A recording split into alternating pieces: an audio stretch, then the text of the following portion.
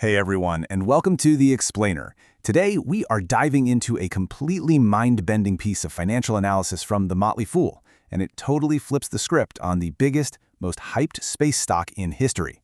We're talking about a massive, game-changing paradigm shift here. Now, you probably think you know exactly what SpaceX is all about, right? Launching reusable rockets, building satellite internet, pushing humanity toward Mars, the whole sci-fi dream. But looking at the underlying economic realities of their recent public debut, it tells a completely different story. We're going to break down exactly why the retail crowd is currently panic dumping the stock and why the really savvy institutional investors think that early sell-off is a massive, historic mistake. Section 1. The Post-IPO Roller Coaster. Okay, to really wrap our heads around the sheer scale of the opportunity here, we've got to ground ourselves in the absolute chaos of SpaceX's recent introduction to the public markets. 31%. Just let that number sink in for a second. That is exactly how far SpaceX stock has plummeted from its all-time high in just a matter of days. I mean, it's officially in correction territory. When a highly anticipated, culturally massive stock drops that steeply and that fast, you have to stop and ask, why is the crowd suddenly abandoning ship? And more importantly, what are they fundamentally misunderstanding about this company's future? Okay, let's dive into this and trace the emotional whiplash the market's been going through over the last few weeks. So the initial public offering was priced at $135 a share, and almost the second it hit the open market, just pure, unadulterated hype launched the price to a peak of nearly $226 per share. It was an absolute frenzy. But, market euphoria is notoriously fragile. As soon as that initial excitement wore off, reality kind of set in, and a brutal correction kicked off, bringing the price crashing right back down to around $154. It's been a total roller coaster. And look, for the average retail investor, seeing that kind of volatility, it's incredibly scary.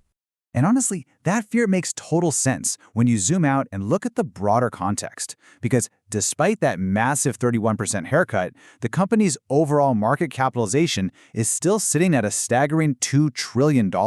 Now, for a traditional value investor, a $2 trillion valuation for a company that, according to its own financial filings, mind you, is currently still losing money, that's a massive red flag. By old-school Wall Street metrics, a cash-burning aerospace manufacturer just shouldn't command that kind of premium. And that is exactly why the crowd is selling. But the crowd is playing the wrong game. Which brings us to Section 2, SpaceX's hidden AI identity. Now, what's really interesting about this is that it changes the entire narrative. Because if you actually dig into the source material from their IPO prospectus, it reveals a paradigm shift that is literally mind-bending. While everyday investors are looking at the ticker symbol and evaluating a rocket company, institutional analysts are seeing something else entirely. When you break down their projected $28.5 trillion total addressable market, less than 10% of their total opportunity actually has to do with launching rockets or managing satellites. Over 90% of their long-term growth is focused entirely on a single massive sector, artificial intelligence. Let that reframe everything you thought you knew. The smart money is realizing that SpaceX is, at its absolute core, an AI infrastructure stock.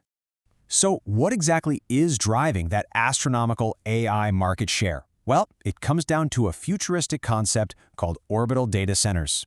Imagine thousands of massive server racks, but they aren't sitting in some giant warehouse in Texas. Instead, they're silently orbiting the planet in the cold vacuum of space, processing insanely complex AI algorithms and beaming all that intelligence right back down to Earth. These space-based infrastructure systems are specifically designed to store and process the massive data sets needed for advanced AI. And by doing this, they completely bypass the physical limitations of our home planet. This isn't just a fun side project. This is their primary vector for long-term economic dominance. Section 3. The Terrestrial Data Crisis. Now, you might be wondering why on Earth, pun intended, would a company go through the immense trouble and expense of shooting data centers into orbit?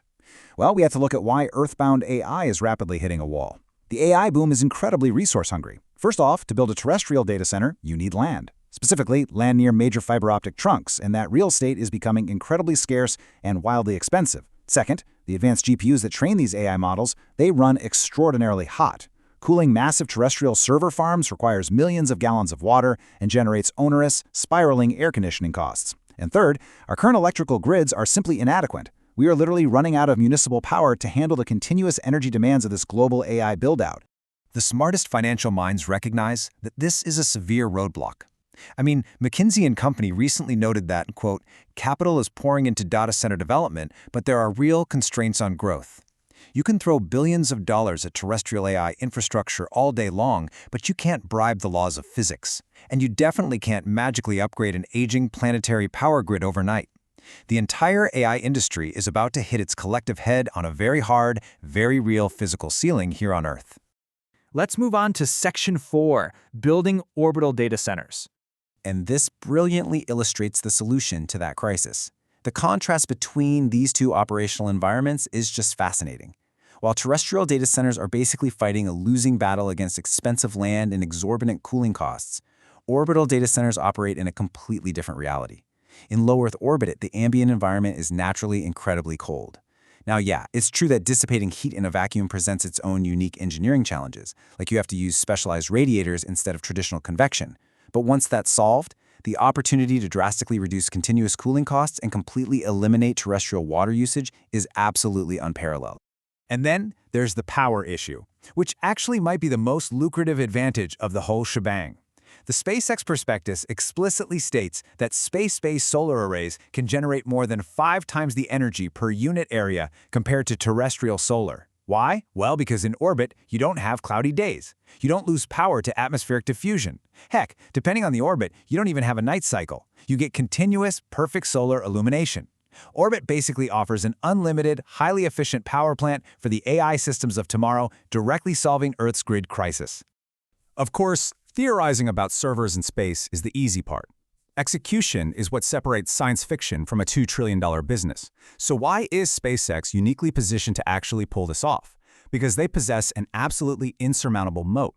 While other tech giants might have incredible AI software, SpaceX is arguably the only company on the planet with the physical means to make orbital data centers a reality right now. They already operate the world's leading rocket division. They have a proven historical ability to haul massive payloads into space at incredibly low costs. They don't just have the big idea, they literally own the delivery trucks. They control the transit mechanism for the future of AI. Section 5. A $1 trillion opportunity. Let's bring all these futuristic operational advantages right back down to the raw financial numbers. So the crucial point is this: $7 trillion. According to the analysis, that is the staggering amount of capital expected to be deployed terrestrially over just the next few years just to scale global data center infrastructure. The market demand is unimaginably huge. If our terrestrial grids tap out and SpaceX can capture even a fraction of that investment overflow by offering a cheaper, faster orbital alternative, well, it would easily justify their entire $2 trillion valuation multiple times over. When you put all these puzzle pieces together, the core investment argument presented by the Motley Fool becomes crystal clear. First, you acknowledge the post-IPO dip. You see that 31% drop not as a time to panic, but as a strategic buying opportunity. Second, you recognize the fundamental paradigm shift. You stop evaluating them on how many rocket rides they sell, and you start evaluating them on their AI infrastructure roadmap. And third, you capitalize on the orbital data center opportunity before the rest of the retail market fully catches on to where that $28.5 trillion addressable market is actually coming from. Which brings us to our final question, and something I want you to really linger on today.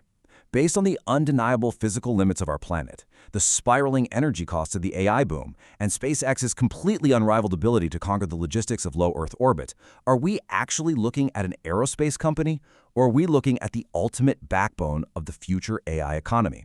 While the crowd is out there dumping the stock over early volatility, the underlying data suggests the true financial and futuristic story of SpaceX is really only just beginning. Thank you so much for joining me for this explainer, and I hope this gives you a completely new lens to view the market through.